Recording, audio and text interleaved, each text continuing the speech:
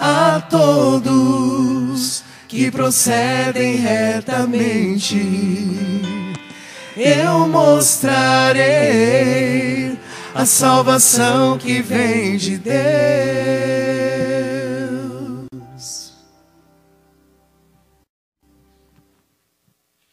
Meus irmãos, minhas irmãs, essa liturgia é muito provocativa para nós que estamos celebrando esse tempo comum na igreja e que somos chamados por Deus a exatamente viver da maneira que o refrão do Salmo nos indica: a todo que procede retamente, eu mostrarei a salvação que vem de Deus. Então aqui já tem um princípio importante de nós entendermos. Para nós experimentarmos a graça da salvação que vem de Deus, nós precisamos viver de uma maneira correta. Viver retamente, com retidão. E é interessante nós percebermos aquilo que tanto a primeira leitura do profeta Amós, que traz uma advertência muito dura para aquele povo, uma provocação, quanto o Evangelho.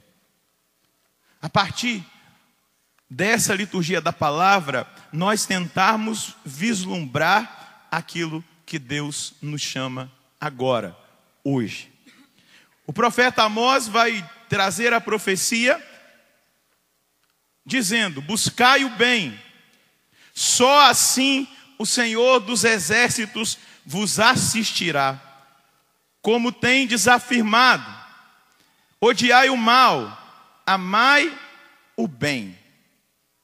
Aqui está um princípio que indica: a assistência do Senhor vem sobre a vida daqueles que buscam o bem, daquelas que buscam o bem, que rejeitam o mal, que não aceitam nada que é mal, nada que está vinculado ao mal, nada que está em desacordo com o ensinamento de Jesus Cristo. A resposta de Deus vem para aqueles que optam por buscar o bem, por amar o bem e por não ter nenhuma parte com o mal. E o que o profeta está dizendo? Se a nossa escolha não for pelo bem, o nosso culto não será agradável ao Senhor. Nenhuma espécie de sacrifício ofertada a Deus o agradará, porque o nosso coração estará distante daquilo que é o princípio de todas as coisas, que é buscar o bem. E aí ele vai dizer, olha que coisa dura que Deus diz pela boca do profeta Amós para aquele povo, mas também que diz a nós: aborreço, rejeito as vossas festas, e aqui são festas religiosas. Não me agradam as vossas assembleias de culto.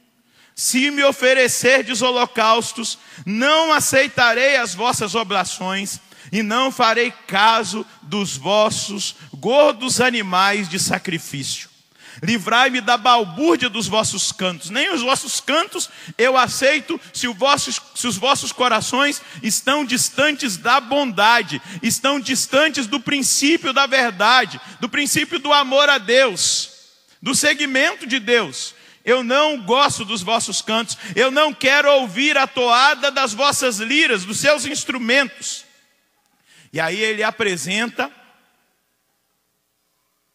a conclusão: que a justiça seja abundante como a água e a vida honesta como torrente perene. Será que nós, como povo cristão, no ano de 2018, ao ouvirmos essa palavra dura do profeta Amós, direcionada ao povo lá de Israel, mas que se a igreja coloca é para ela ser atualizada para nós hoje, porque nós precisamos ser um povo que busca a bondade, que caminhe na verdade, que escolha a justiça. E ao olhar e ao escutar isso que se atualiza agora para nós, neste santo sacrifício, nessa missa, nós podemos olhar para a nossa vida e dizer: olha, eu tenho buscado caminhar na justiça, eu tenho buscado caminhar na bondade, eu tenho buscado caminhar na honestidade.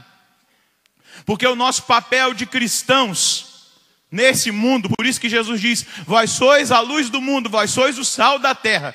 É exatamente ser para o mundo luz e ser para o mundo sal. Conservar os valores, conservar as virtudes, conservar a santidade de vida.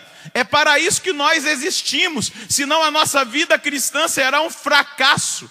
Nós seremos fracassados se nós não buscarmos terminantemente, com toda a decisão do nosso coração, uma vida santa, justa e honesta, em todos os sentidos.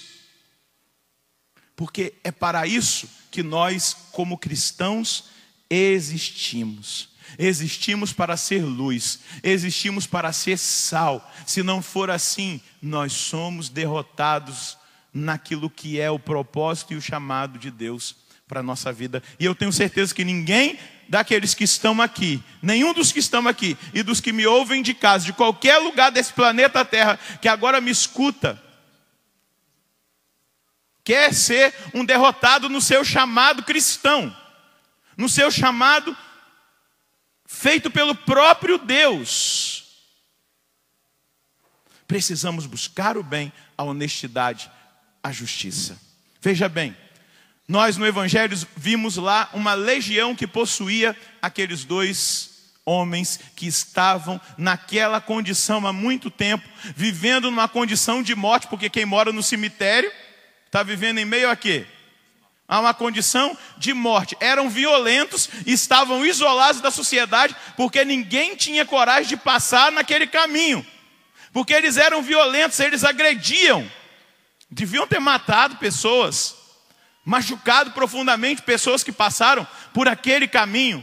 E nós precisamos entender que Lúcifer, o anjo da luz, que era muito próximo, o mais próximo de Deus, quando Deus revelou o mistério da salvação, quando Deus disse que os anjos deveriam servir a Jesus, que se encarnaria, feito homem, servir a humanidade, Lúcifer gritou lá do céu: eu não servirei, eu não adorarei.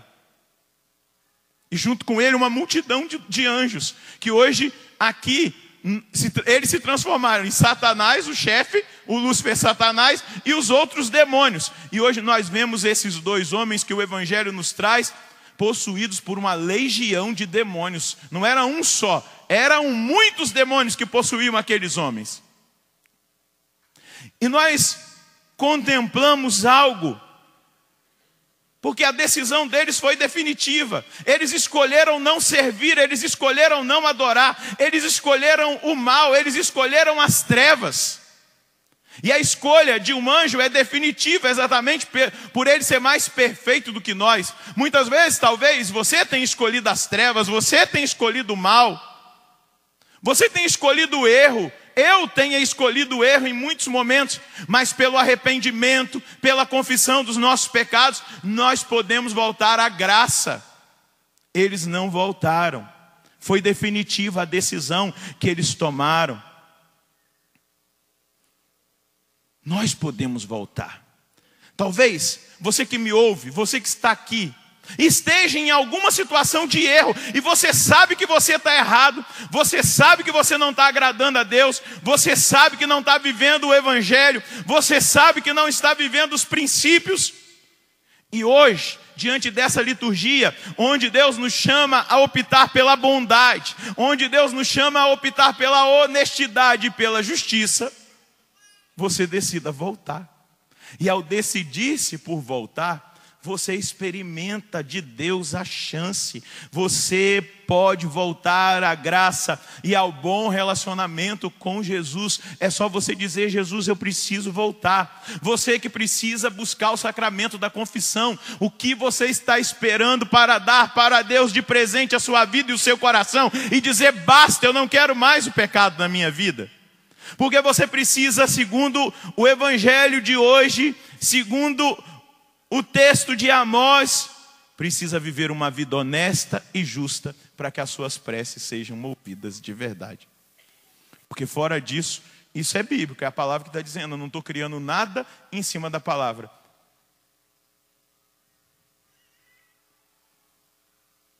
E a proposta do Senhor é que nós experimentemos na nossa vida uma profunda mudança. uma determinada determinação, como dizia Santa Teresa d'Ávila. Eu me determino, e dentro dessa determinada determinação, eu vou escolher o bem, eu vou amar o bem, eu vou fazer o bem, porque esse é o caminho da vitória. Uma vida vitoriosa é aquela vida que escolheu fazer o bem. Às vezes você acha que uma vida vitoriosa é somente prosperidade financeira. Não se engane. Uma vida vitoriosa é uma vida que escolheu o bem. Escolheu estar do lado de Deus, mesmo que passe penúria, mesmo que tenha só o necessário. Mas se aquela pessoa escolheu o bem, ela é vitoriosa. Jesus é aquele que nos liberta. Veja bem, ele disse na sinagoga, lendo o profeta Isaías: o Senhor me ungiu para libertar os cativos da prisão. O que Jesus foi fazer nesse território? Nessa região pagã, aonde eles criavam porcos, era o trabalho deles. Jesus foi mostrar que ele é o vencedor por antecipação. Vocês perceberam o demônio dizendo para ele: o que você vai fazer aqui agora? Ainda não chegou o tempo.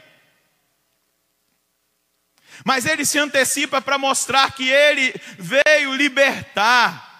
Ele veio trazer a liberdade. Ele veio transformar. Quem se aproxima de Jesus com um coração sincero, quem se aproxima de Jesus com um coração verdadeiro, é impossível permanecer da mesma forma. E Jesus se aproxima daqueles dois homens oprimidos pelo demônio, e Jesus liberta aqueles homens. Veja bem, Satanás, aqueles demônios reconhecem, mas eles não têm fé. Eles obedecem porque são criaturas, mas não têm fé. E é a fé que faz a grande obra de transformação na nossa vida. A fé nos muda por inteiro, pois se com sinceridade nós suplicarmos ao Senhor que nos dê fé, se nós buscarmos essa fé constantemente na nossa vida todos os dias, nós veremos a grande transformação que Jesus realizará em nós. Pergunta para quem está do seu lado: você quer experimentar essa graça? Peça fé para Deus. E você vai ver a força que virá sobre você, para você vencer o mal, vencer o pecado, vencer a sua fraqueza. Olha para quem está do seu lado: só em Jesus, na bondade, na honestidade e na justiça que vem dele, é possível viver uma vida de vitória sobre essa terra. Dá um sorriso para esse irmão e diga: eu sei que Jesus quer que você seja um vencedor. Depende de você.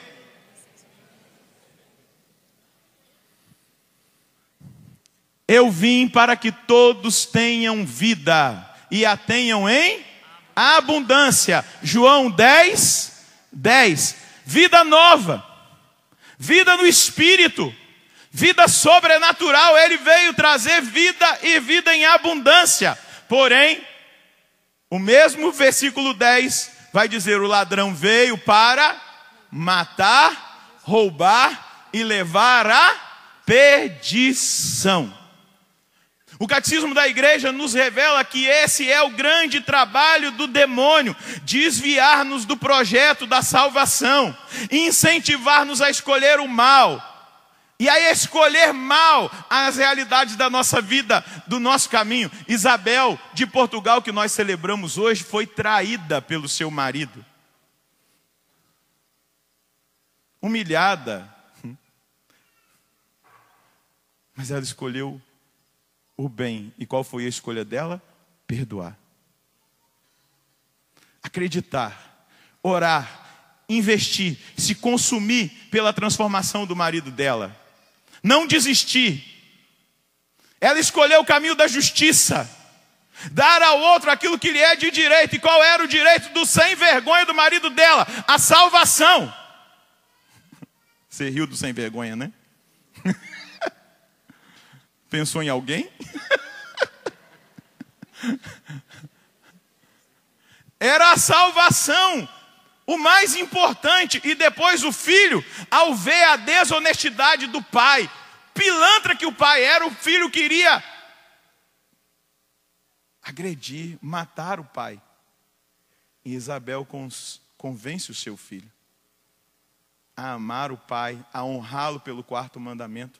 Isso é justiça, isso escolheu bem. Talvez muitos aqui estejam pensando assim, ela era uma idiota. Não, ela era uma cristã, porque isso é cristianismo. Perdão diz de cristianismo, recomeço diz de cristianismo, chance diz de cristianismo, trabalho de salvação diz de cristianismo. Agora, uma vida mundana, escrava de Satanás, é aquela vida que não perdoa, que não quer a salvação do outro e que só quer o mal. De que lado nós vamos querer estar? Do de Cristo ou do sem vergonha desse safado, desse diabo, desse mundo? Estou xingando ele mesmo. Porque ele tem seduzido a muitos de nós a escolher o mal, a permanecer no mal, a cultivar no nosso coração o ódio, a raiva, a mágoa, e esquecemos que o nosso inimigo não é ninguém que dorme do nosso lado, não é ninguém que trabalha conosco, não é ninguém que conosco serve na igreja. O nosso inimigo é Satanás, e só com Jesus nós podemos derrotá-lo. Só com Jesus nós podemos derrotá-lo. Escolhendo o bem. O bem confunde Satanás. Quando alguém que foi traído, quando alguém que foi muitas vezes envergonhado, de alguma maneira sofreu alguma injúria, alguma calúnia, decide perdoar, Satanás é pisoteado pelos pés de Jesus Cristo e da Virgem Maria. Porque nós escolhemos o lado de Jesus Cristo, o lado do bem. E quem escolhe o lado do bem, escolhe a vitória. Quem fica do outro lado, escolhe fazer um caminho de derrota. É fácil? Não. Jesus foi lá para libertar. Jesus está indo até você para te libertar. Mas você percebeu que escândalo essa liturgia, esse evangelho nos traz? Depois que aqueles porcos se precipitaram no abismo, toda a cidade veio dizer para Jesus: nós não te queremos aqui, você está atrapalhando a nossa vida. Jesus foi para libertá-los e eles não aceitaram. Jesus está vindo hoje para te libertar, você vai querer ou não? Jesus está vindo libertar você que está aí em casa, você vai querer ou não? Ou você vai ser igualzinho esse povo dessa cidade? Sai daqui, você está atrapalhando o nosso comércio. Você está colocando em risco o faturamento da nossa empresa porcal. Porque é assim, quando Jesus entra na nossa vida, a gente sai da desonestidade. Não estou dizendo que eles eram desonestos na criação dos porcos, não. Mas Jesus muda, ele confronta aquilo que está errado. Se Jesus entra na vida de um adúltero, ele tem que deixar o adultério. Porque senão ele é um mentiroso. Aquilo que ele vai, talvez no domingo, o adúltero que vai no domingo na missa não serve para nada. É isso que está dizendo aqui a primeira leitura. Porque não serve para nada, porque é só externo. O coração está dividido, o coração está no pecado, o coração está no mal. Aquele que vive uma vida promíscua, que vive contra os mandamentos, vai vivendo aquilo que os mandamentos não dizem. Vai oferecer um sacrifício. O profeta Amós está dizendo, não está de acordo aquilo que é externo com o que é interno. Precisa estar de acordo a minha oferta, a minha expressão externa de fé tem que estar de acordo com o meu coração. Senão vai ficar um monte de gente frustrada espiritualmente mesmo, porque não experimentam da graça de Deus, porque não há espaço para Deus fazer no coração que escolheu o mal, que escolheu o erro, que escolheu o pecado, que escolheu a mentira, que escolheu mesmo sabendo que está errado. Não, mas eu mereço ser feliz, né? Eu mereço os prazeres desse mundo, eu mereço experimentar tudo que esse mundo oferece. E é um frustrado, um vazio, exatamente porque a sua oferta externa não diz do seu coração, e Deus não vai fazer, porque senão ele se contradiz na sua palavra. Agora, quando aquele que estava desviado resolve buscar, entregar a sua vida, por mais difícil, porque é assim, né, gente? Não sei se você já viveu isso. Quanto mais a gente entrega a vida, tem gente que usa aquele termo assim, né? Quanto mais eu rezo, mais assombração me aparece. Claro, né? O diabo não quer perder. A luta dele é para nos desviar do caminho. Mas a graça de Deus, que você não consegue ver, é mais que abundante na sua vida. Escolha o lado de Jesus. Não seja de mente torpe, coração torpe, como aquele povo de Gerasa, os gerazenos, os gadarenos, que pediram para Jesus sair porque ele estava incomodando a vidinha deles. Jesus incomoda porque o incômodo que Jesus faz no nosso coração é para o nosso benefício, é para o céu. É para a salvação, é para a vida eterna. O povo daquela cidade viu uma grande obra realizada por Jesus, mas a presença de Jesus naquele território interferia. Se eu e você acolhermos Jesus, se nós chamarmos Ele para entrar, para permanecer na nossa vida, nós vamos tocar numa grande transformação. Nós experimentaremos a graça, o poder, a alegria, a vitória. Tudo que está errado vai ter que ser corrigido. Nós vamos passar a buscar o bem, vamos odiar o mal, vamos estabelecer a justiça no julgamento. Vamos fazer com que a justiça seja abundante como a água, a vida honesta como a torrente perene.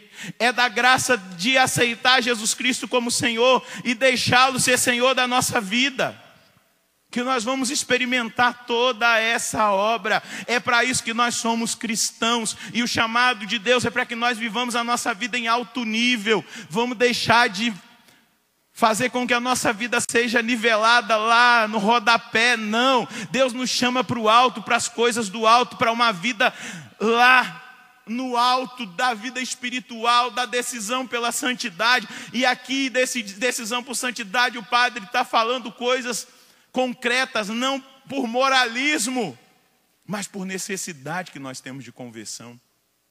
Veja bem, olha para as ideologias materialistas que estão em destaque no mundo hoje. Veja o que propõe o viés marxista. Que é querer e fazer só a vontade, e não aquilo que é a verdade. E quando Deus fala de justiça, justiça é dar a cada um o que é seu. O homem justo dá a cada um o que é seu quando cumpre fielmente as suas obrigações profissionais. Você tem cumprido fielmente as suas obrigações profissionais? É justo aquele que cumpre fielmente as suas obrigações familiares, as suas obrigações sociais e religiosas. A palavra obrigação parece que fica muito pesada, mas o compromisso que nós precisamos ter, a vida justa passa por essa realidade. E nós precisamos entender que essas ideologias materialistas, falta o conceito de homem e de natureza humana, baseado na razão. E aí incorre-se na grande injustiça que nós temos visto. O materialismo, gente, que o nosso mundo, especialmente o século 21, está imerso. Dentro dele a ideologia marxista. Você pode colocar a ideologia de gênero. Você pode colocar toda essa ideologia de morte. Porque eles querem libertar o homem da sua natureza. Porque pensam que o homem é só vontade, só prazer, só realização. E o homem não é isso. Imagina, uma mulher chamada Elizabeth Badinter. Ela era esposa de um ministro na França.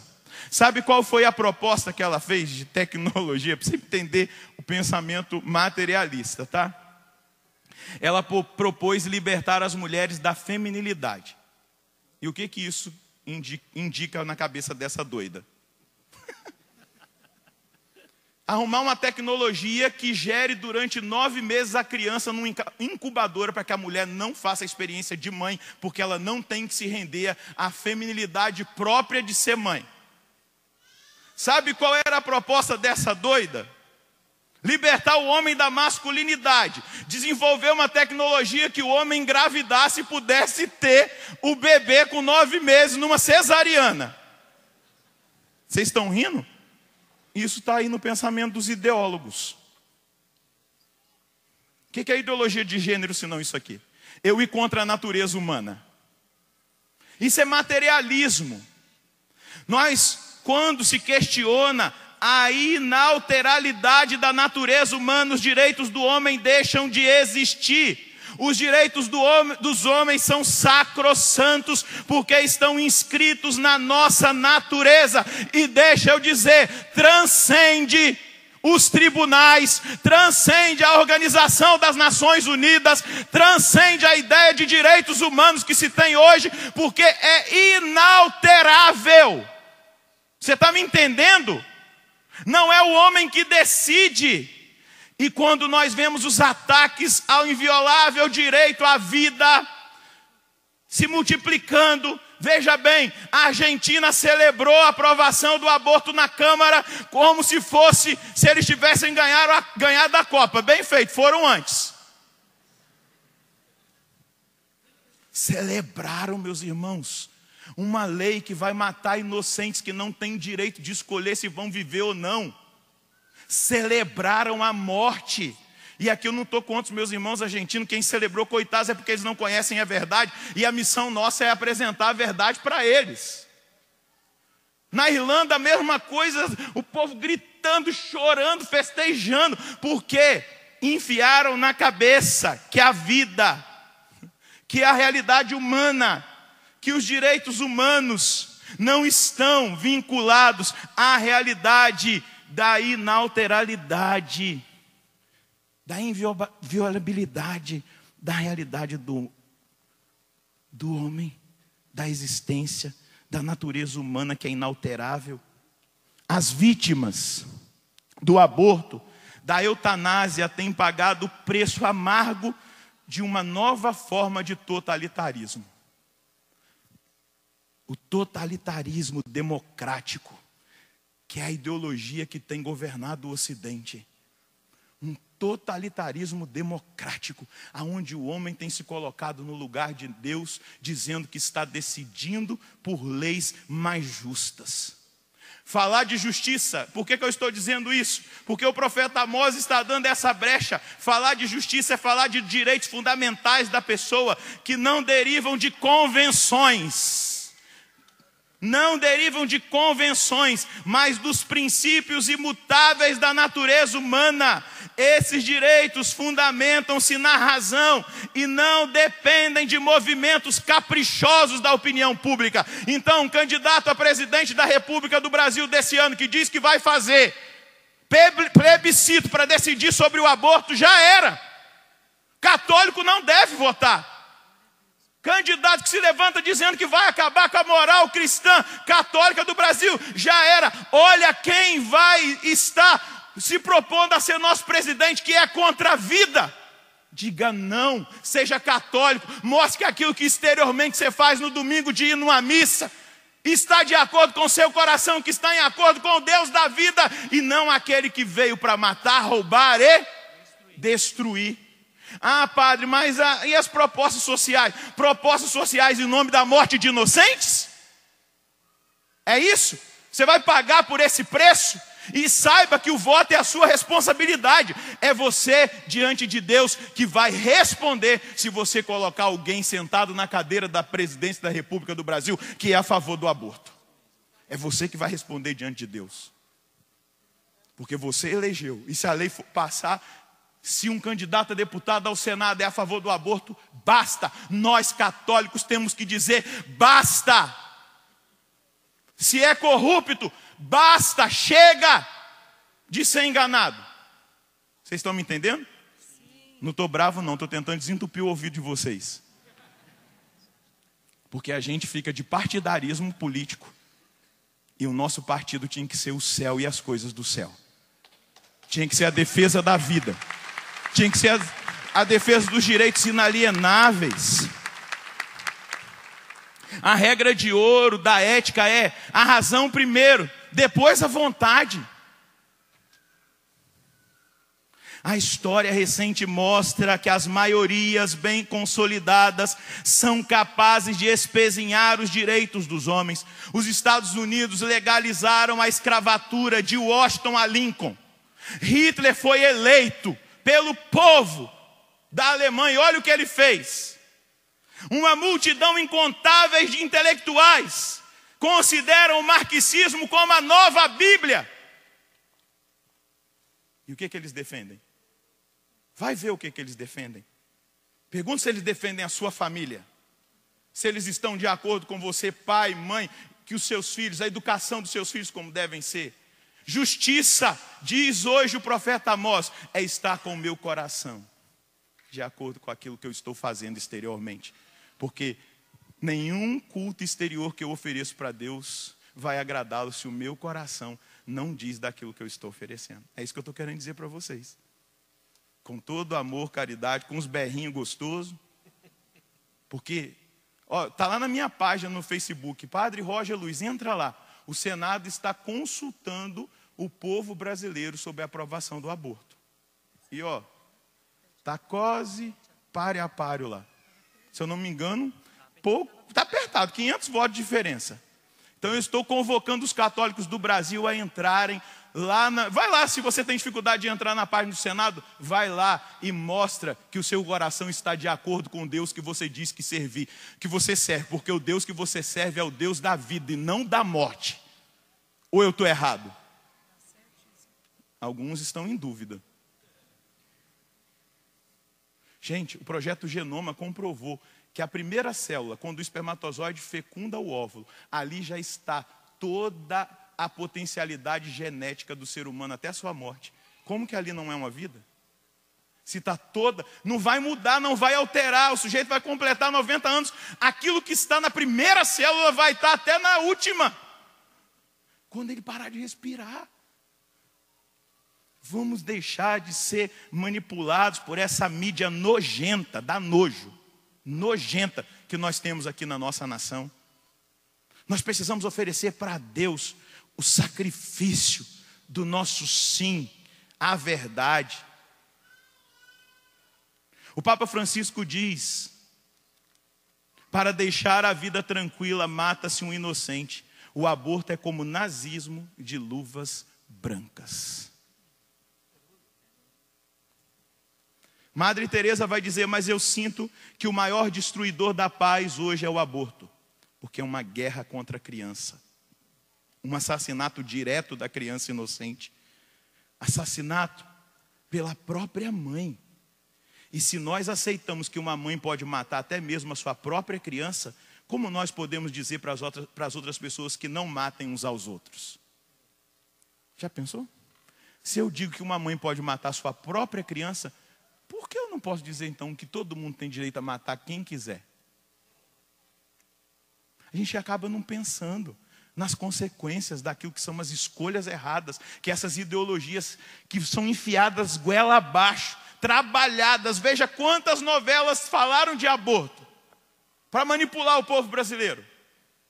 Massa de manobra. Muita gente se entrega a essa realidade. Olha o que Madre Teresa vai dizer: eis porque o aborto é um pecado tão grave. Não somente se mata a vida, mas nos colocamos mais alto do que Deus. Os homens decidem quem deve viver e quem deve morrer. Olha o que Madre Teresa ainda diz: um país que aceita o aborto não está a ensinar aos seus cidadãos a amar, mas a usar a violência para obterem o que querem. É por isso que o maior destruidor do amor e da paz é o aborto. Olha o que Madre Teresa ainda diz: a pior calamidade para a humanidade não é a guerra ou o terremoto, é viver sem Deus. Quando Deus não existe, se admite tudo, e a lei permite o aborto e a eutanásia. Não nos surpreenda se aqueles países que aprovam o aborto e a eutanásia são os grandes promotores da guerra. Porque começaram na guerra contra os inocentes. E depois não é difícil explodir uma bomba atômica, jogar gás para matar, porque escolheram o mal. Para concluir, a quem você quer servir?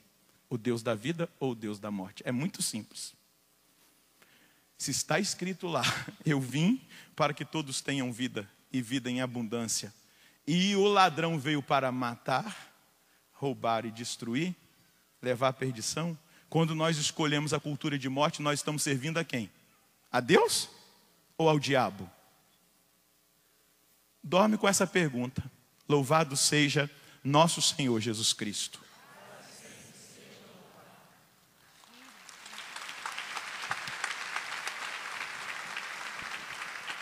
Coloca a mão no seu coração, feche um pouquinho os seus olhos na presença do Senhor. Respira fundo.